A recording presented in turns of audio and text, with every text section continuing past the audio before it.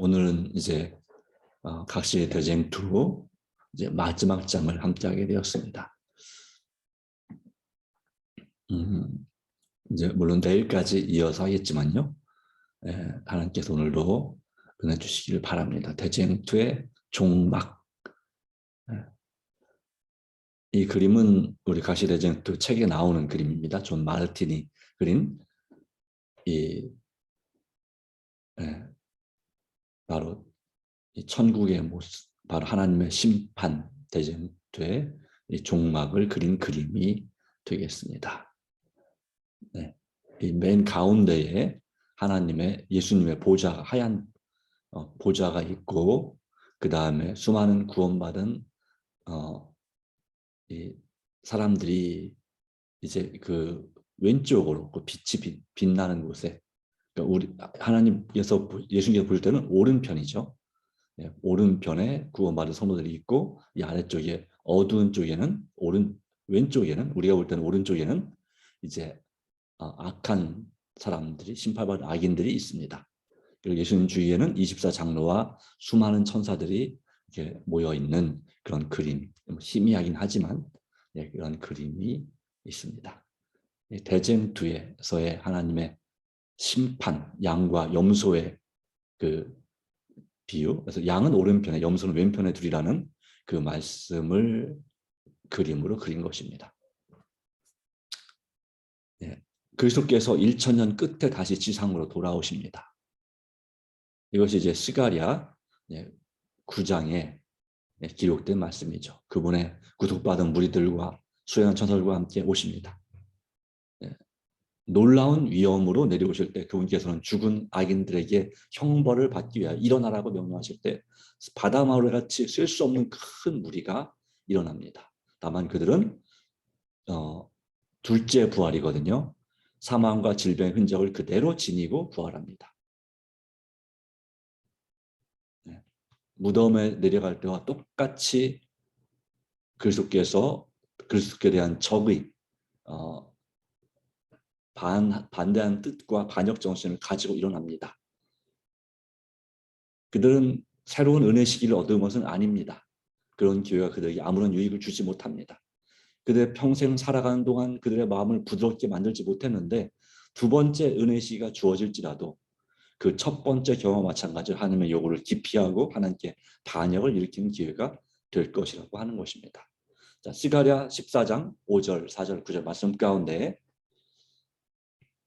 나의 하나님 여호와께서 임하실 것이요 모든 거룩한 자가 주와 함께하리라. 그날에 그의 발이 예루살렘 앞 동편 감람산에 서실 것이요 감람산은 그 한가운데가 동서로 갈라져 매우 큰 골짜기가 되어서 그리고 여호와께서 천하의 왕이 되시리니 그날에는 여호와께서 홀로 하나이실 것이요 그 이름이 홀로 하나이실 것이라 한 말씀처럼 이제 예수님께서 부활하시고 승천하셨던 곳 바로 겟세마네 동산이 있었던 간절히 기도하셨던 바로 그곳에 그 가심을 본 그대로 다시 오리라 그런 재림의 약속을 천사들이 되풀이해 준 그 장소 바로 감람산 또는 올리브산 위에 내려오십니다. 그 산이 갈라져 평평한 평지가 되고 거기 아주 큰 그리고 화려한 찬란한 새 예루살렘 성이 하늘에서 내려오는데요. 그 성의 한쪽 면만 해도 길이가 얼마냐면 550km가 되는 즉 정사각형인데 550km, 550km. 이 대한민국보다 훨씬 더 큰 그러한 거의 3배나 되는 그런 도성이 이 성으로 이 감람산 팔레스타인 지방으로 내려오게 됩니다. 그 성을 영접할 준비가 된 성결한 곳에 바로 그 성지에 정착하게 됩니다. 그리고 그리스도께서는 당시의 백성들과 의인들과 함께 천사들과 함께 그 거룩한 성으로 들어가십니다. 성 밖에는 악인들이 있고 성 안에는 구원받은 의인들이 있는 것이죠.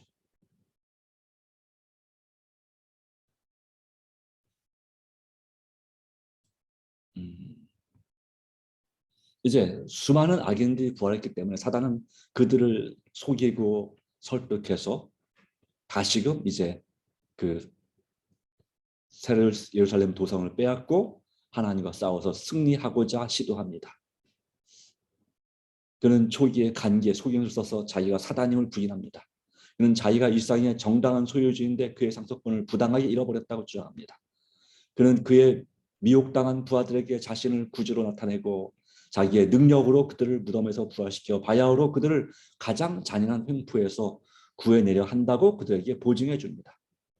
사단은 자기 주장을 옹호하기 위해서 기적을 행하고 약한 자들을 강하게 만들고 자기 정신과 힘을 모든 자들에게 나누어 줍니다. 그는 그들을 지휘하여 성도들의 진을 공격하여 하나님의 성을 빼앗고자 계획하는 것입니다. 역사상 볼 수 없었던 가장 많은, 셀 수 없이 많은 대군이 행진을 시작합니다. 네, 가장 큰 군대가, 가장 강한 전사인 사단이 그 군대를 진두지휘하고 악한 천사들이 그 마지막 전투에 힘을 합합니다. 단 한 번도 접은 적이 없었던 왕들과 전사들과 장군들이 그들을 이끌고 그 큰 무리가 이제 질서정연하게 우툴두툴한 지상을 행진하여 하나님의 성으로 나아갑니다. 새 예루살렘 문은 예수님의 명령을 받쳐집니다. 그러자 사단의 군대는 그 성을 둘러싸고 공격을 준비합니다. 워낙 숫자가 많기 때문에 그렇게 큰 도성이지만 완전히 포위하는 데는 아무런 지장이 없습니다. 네. 그렇게 해서 그들이 이제 그 성을 향하여 둘러싸고 나서 공격을 이제 시도하려고 하는 순간 그리스도께서 원수들 앞에 나타나십니다. 그 성보다 훨씬 더 높은 곳, 그 찬란한 황금 기초 위에 높이 들린 보좌가 있습니다. 네. 이 새 예루살렘 도성은 길이와 넓이가 같고요. 그리고 높이도 같습니다. 물론 성벽이 이렇게 마치 상자처럼 정사각형 높은 성벽이 아니고 성벽은 그렇게 높은 성벽은 아닙니다. 그러나 그 위에 이제 그 예루살렘 도성이 마치 산처럼 이렇게 쭉 이렇게 올라가 있는 그러한 성벽 위에 그 건물들이 보이는 그러한 성이라 생각하면 되겠습니다. 그 중에 제일 높은 곳에 이제 보좌에 하나님의 아들이 좌정하시고 그분의 나라의 백성들은 그 주위를 둘러쌉니다. 예, 정말 상상할 수 없을 만큼 아름답고 영광스러운 그런 영광이 그분의 아들을 둘러싸는데요. 하나님의 임재의 빛이 하나님의 성을 충만케 하고 그 빛이 성문 밖으로 흘러나와 온 세상을 빛으로 넘치게 하는 그 큰 영광이 드러납니다. 그리고 이 보좌 가까이에는 가장 가까이는 한때 사단의 사업에 열렬히 헌신했으나 지금은 마치 불에서 꺼낸 타다 남은 나뭇가지 같은 처지에서 깊고 열렬한 헌신의 마음으로 구주를 따르는 자들이 있습니다. 말하자면 누가 있을까요? 사도 바울 같은 사람들이 있습니다. 그 다음에는 거짓과 불신 가운데 그리스도인의 품성을 완성한 사람들,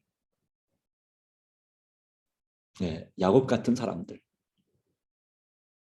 네, 가룟 유다 같은 사람들, 바로 이런 사람, 아니 가룟 유다가 아니라 그 야곱의 아들 유다 같은 사람들이 있죠. 그런 사람들이 있습니다. 가룟 유다가 아니고요. 그리스도교계에서 하나님의 율법이 폐기되었다고 주장할 때 하나님의 율법을 존중한 사람들, 즉 왈덴스인들 같은 사람들, 예, 각 시대를 통하여 믿음을 위하여 순교당한 수많은 사람들이 있습니다. 그 외에도 각 나라와 족속과 백성과 방언에서 아무나도 능히 셀 수 없는 큰 무리가 흰 옷을 입고 손에 종려가지, 바로 승리를 상징하는 종려가지를 들고 보좌 앞과 어린 양 앞에 서 있습니다. 그들은 전쟁을 마치고 승리를 얻었고 그들에게 영생의 상급이 주어진 사람들입니다. 구속자 받은 자들은 사단의 세력과 악한 뜻을 보았기 때문에 그리스도의 권세 외에는 어떤 능력도 그들을 승리자가 되게 할 수 없다는 것을 과거 어느 때보다도 절실히 깨닫습니다. 그 빛나는 무리들 가운데는 마치 자기 자신을 능력과 선행으로 승리한 것처럼 구원을 자기 공로에 돌리는 자가 한 사람도 없습니다. 이런 이제 마지막 사단의 세력의 포위 가운데서도 그들은 오직 예수님만 바라보고 의지하는 것입니다. 그들이 어떠한 일을 했고 어떠한 고난을 받았는지 그 공로에 대한 한마디도 말하지 않습니다. 오직 모든 찬미의 내용과 모든 찬양의 주제는 구원하심이 우리 하나님과 어린 양에게 있다는 것입니다. 그것이 그들의 찬양의 주제이죠. 하나님의 아들이 마지막 배관식이 열립니다. 하늘과 땅의 모든 거민이 모인 가운데 행해지는 것입니다. 이제 만왕의 왕께서는 최고의 위엄과 권세를 가지고 당신의 정부에 반역한 자들에게 선고를 내리시고 하나님의 율법을 범하고 그분의 백성을 박해한 자들에게 판결을 집행하십니다.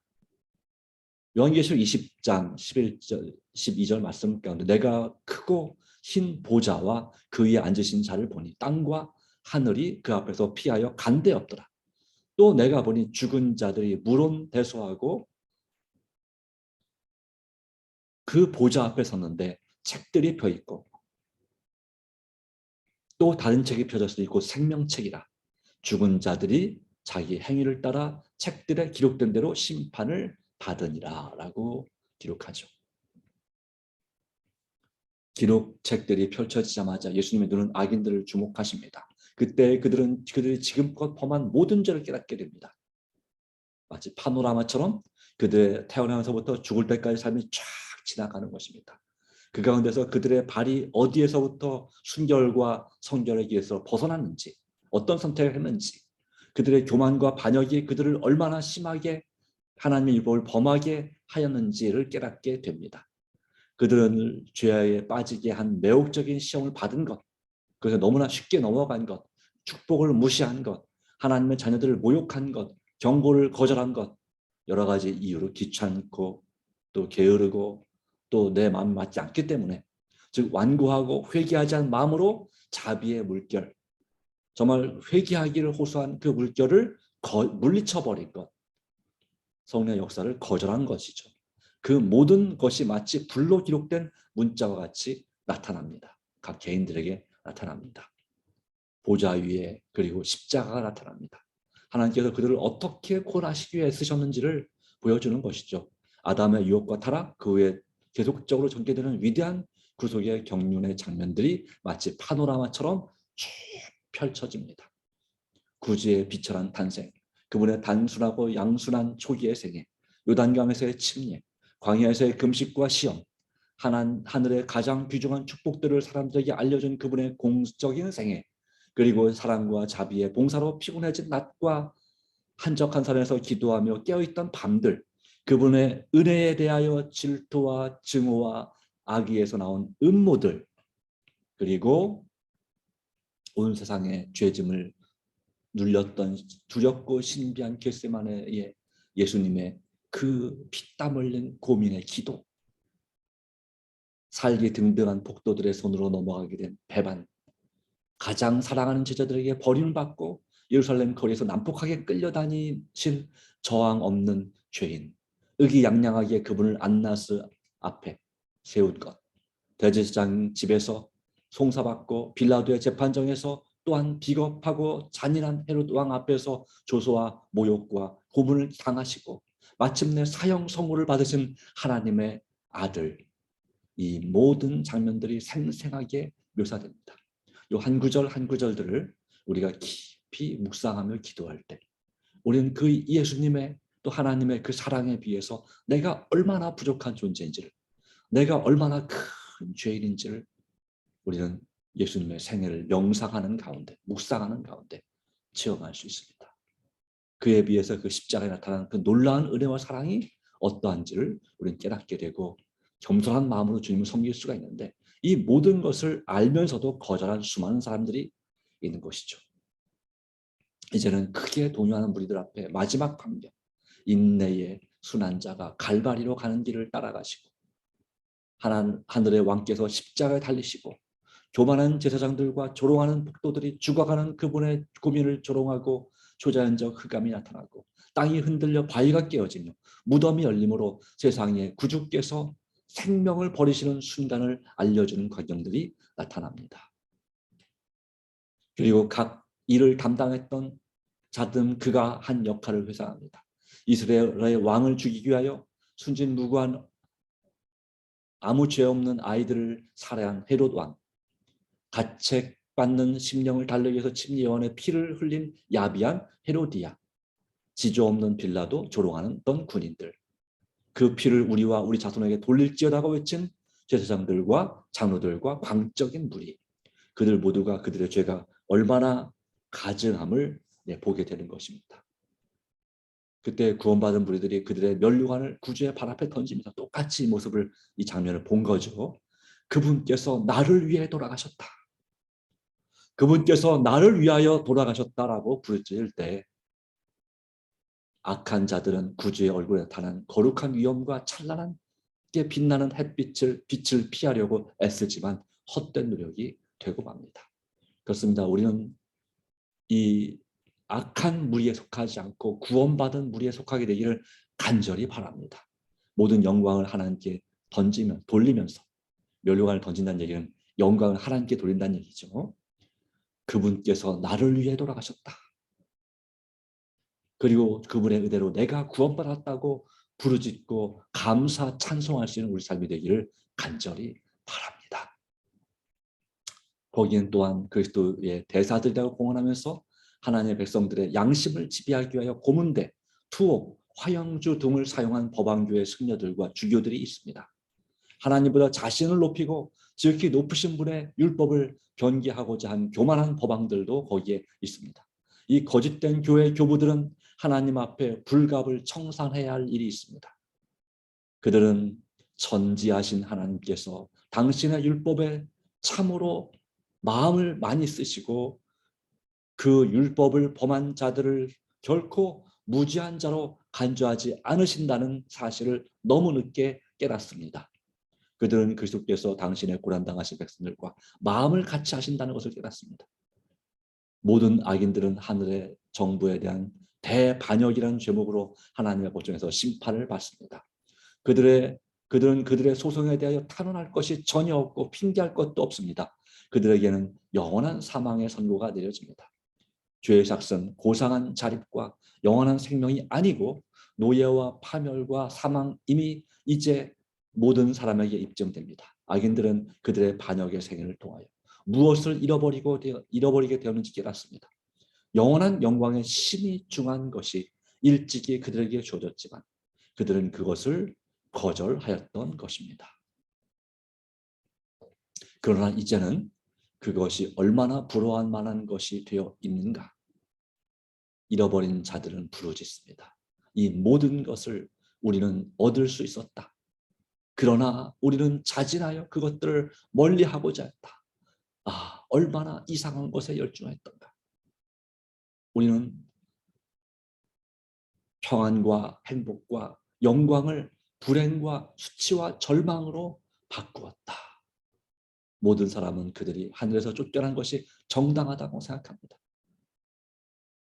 바로 그들은 그들의 생활로서 우리는 이 예수로 왕을 삼는 것을 원치 않노라고 선언했던 것이나 다름없는 삶을 살았던 것입니다. 예수님의 대관식, 그리고 예수님의 손에 주어진 율법의 하나님의 돌비가 주어진 것을 봅니다. 또한 구원받은 사람들의 경의와 환희와 찬송의 소리를 높이는 것을 봅니다. 그때 의인과 악인 할 것 없이 모든 사람은 한 음성으로 주 하나님 곧 전능하시니 하시는 일이 크고 기이하시도다. 만국의 왕이시여 주의 길이 의롭고 참되시도다 외치면서 엎드려 생명의 왕께 경배할 수밖에 없게 됩니다. 그렇다고 해서 이 악인들이 회개한 건 아니죠. 하나님의 영광에 압도되어서 경배하는 것입니다. 사단은 그리스도의 영광과 위엄을 보고 마비된 것처럼 보입니다. 정말 그는 아버지 하나님의 영광에 쌓여 다른 천사가 그분 가까이에 서 있는 걸 봅니다. 그런 키가 크고 위엄 있는 한 천사가 그리스도의 머리에 면류관을 씌워드린 것을 봅니다. 그는 자기가 타락하지 않았다면 그 천사의 높은 지위가 그의 것이 되어 있을 것임을 깨닫습니다. 그러나 그는 그리스도의 사업을 반대하고 인류를 타락시키기 위하여 끊임없이 애써온 것을 생각합니다.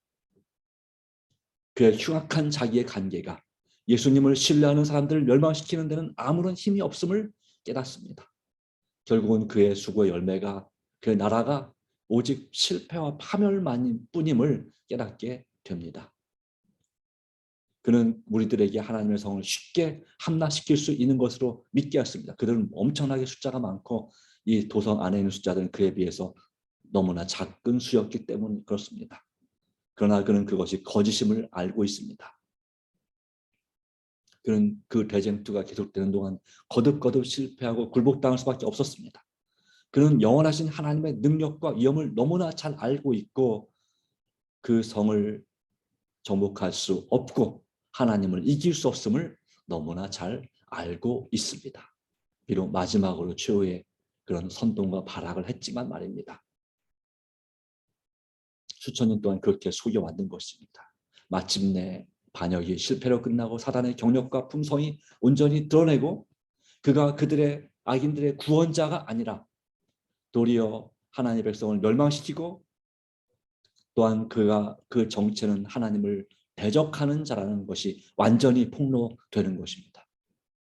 사단은 온 우주의 증오의 대상이 되고 온 우주는 심지어 그리스도를 따르는 천사들도 그리고 또 우주 거민들이 사단의 그 음모와 그 전모를 온전히 깨닫게 되는 것입니다. 사단은 그의 고의적인 반역이 그로 하여금 하늘에 적합하지 못하게 만들었음을 압니다.